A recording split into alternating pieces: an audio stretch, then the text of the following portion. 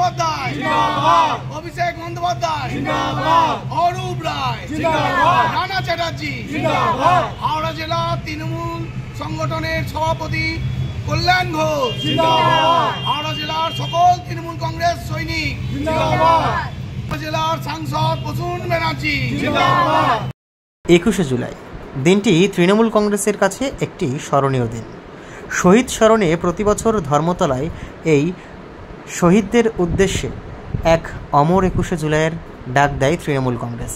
তাই এদিন বহু তৃণমূল কর্মী সমর্থক বিভিন্ন জেলা থেকে ধর্মতলায় আসে এবং বহু মানুষের সমাগম হয় এই দিন।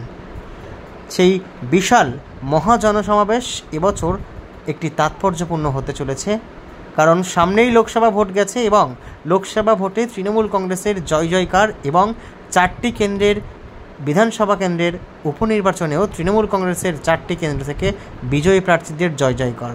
সেভাবে একটু হলেও তো তাৎপর্য থাকছে এবছরের 21শে জুলাইয়ের ধর্মতলা চলোর শহীদ স্মরণ। তবে তার আগেই বেলুড় বাজার নেতাজি পার্ক অর্থাৎ ডক্টর রানা চ্যাটার্জি বালি বিধানসভা কেন্দ্রের জনপ্রিয় বিধায়ক, তারই উদ্যোগে এবং সহযোগিতায় বালি কেন্দ্র নমসূত্র উদ্বাস্তু সেলের সমস্ত ব্যবস্থাপনায় এক বিশাল জনসভার আয়োজন করা হয়, যে জনসভায় প্রধান বক্তা হিসেবে অংশগ্রহণ করেছিলেন শ্রী অরূপ রায়। সকলে কি বললেন এবং এদিনের প্রস্তুতি সভা কেমন হলো দেখুন। যাই হোক, প্রত্যেকে আমি আলাদা নাম বলছি না, আমি প্রত্যেকে আমি স্যালুট করছি। নিচেও যাদেরকে দেখছি, অমিত থেকে শম্ভু থেকে শুরু করে, রাজীব থেকে, সাহেব থেকে, সবাইকে আমি সামুদ্র থেকে শুরু করে প্রত্যেককে, সুজিত থেকে শুরু করে আমি প্রত্যেককে, আমি নাম আলাদা বলছি না, বলতে গেলে মিস হবে, কারণ এটা আমার পরিবার, এটা আমার পরিবার। এই তৃণমূল কংগ্রেস পরিবারের সকলকে অভিজিৎ ওখানে হাসছে, তোরা ভালো বক্তব্য রাখিস তুই আর প্রদীপ, সেই জন্য বলদা বলছিল একটু বলতে দাও, কিন্তু এই যা ওয়েদার হয়ে গেল ওই জন্য আমি দীর্ঘ বক্তব্য রাখবো না, কারণ মহিলাদের একটা প্রোগ্রাম এক্ষুনি শুরু হয়ে যাবে পাশেই।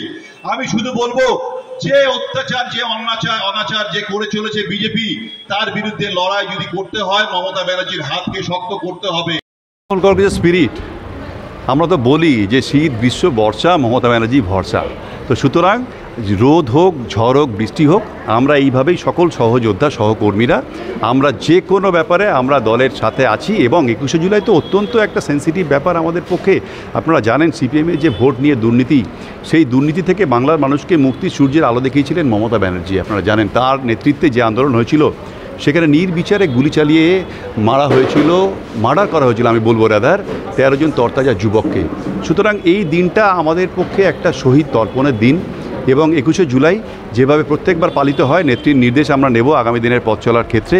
কারণ আপনারা জানেন বিজেপিরও যে বঞ্চনা বাংলার প্রতি হয়, সেখানে আমাদের নেত্রী মমতা ব্যানার্জি, আমাদের সেনাপতি অভিষেক ব্যানার্জির নেতৃত্বে যে আন্দোলন সব কিছুতে আমরা অংশগ্রহণ করেছি বাংলার মানুষের স্বার্থে, ভারতবর্ষের মানুষের স্বার্থে, এবং 21শে জুলাইও তার অন্যথা হবে না।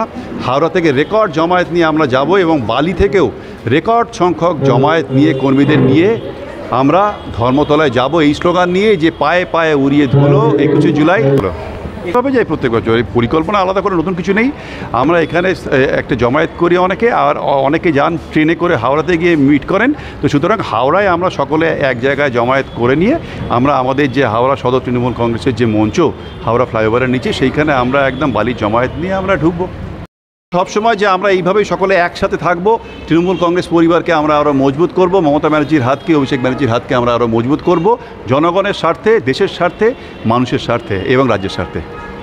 দেখুন, 21শে জুলাই প্রতি বছরের যেভাবে জনজোয়ার দিদির নেতৃত্বে, অভিষেক বন্দ্যোপাধ্যায়ের নেতৃত্বে আমরাও ব্রিগেডে উপস্থিত হই, তা কিন্তু প্রত্যেক ঐতিহাসিক হয়ে থাকবে এই বছরও। কারণ আমরা পশ্চিমবঙ্গের বিভিন্ন জেলায় আমরা দেখতে পাচ্ছি 21শে জুলাই প্রস্তুতি সভা শুরু হয়ে গেছে। হাওড়া জেলাও তার বাইরে নয়।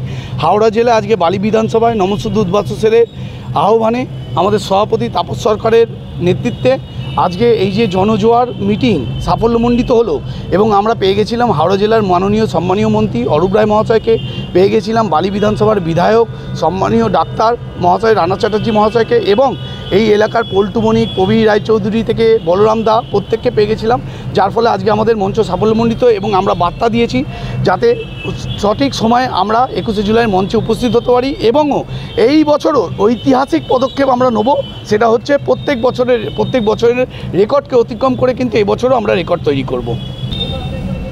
পায়ে পায়ে উড়িয়ে ধুলো 21শে জুলাই ধর্মতলা চলো, দিদির এই ডাকে আমরা সকলে বালিকেন্দ্র নমশূদ্র অধিবাসী সেলের পক্ষ থেকে আজকের এই আয়োজন প্রস্তুতি সভা হয়েছিল এবং মাননীয় মন্ত্রী অরূপ রায় আমাদের মধ্যে